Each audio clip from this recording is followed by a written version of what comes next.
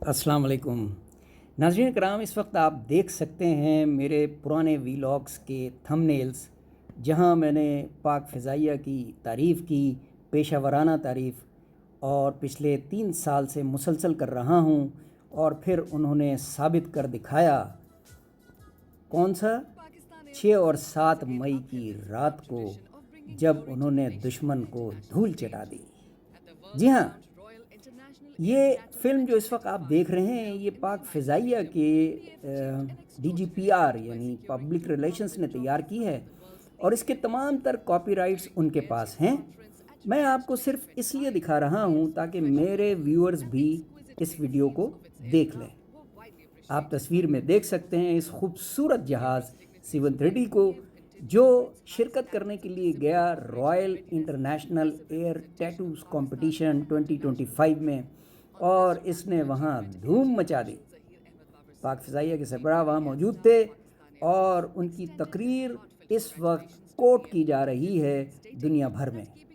इसी तरह पाक फ़िज़ाइया के JF-17 तैयारे को भी बेपनाह पजीराई मिली, और इस तरह पाक फ़िज़ाइया ने अपनी पेशा वराना सलाहियतों की वजह से 2 ट्रॉफ़ियाँ उस मुकाबले में जीती।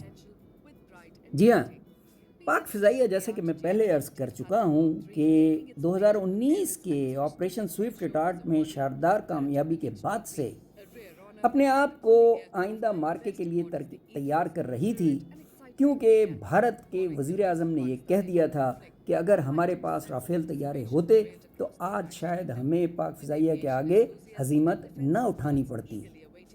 इस चीज़ को लेके पाक फ़िज़ाइया के नए सरबराह air chief marshal Zaheer Ahmed Babar Sidhu ने तैयारी शुरू की।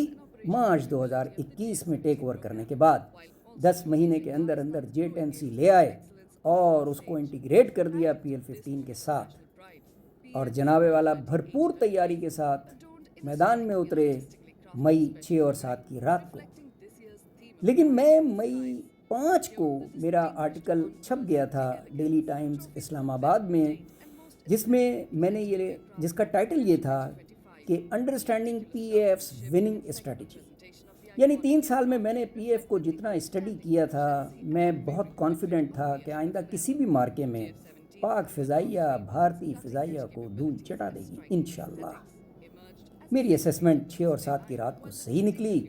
आपने देख लिया कि किस तरह पाक फ़िज़ाइया के शाहीनों ने और पूरी टीम बाबर ने IAF के साथ क्या किया। शुक्रिया।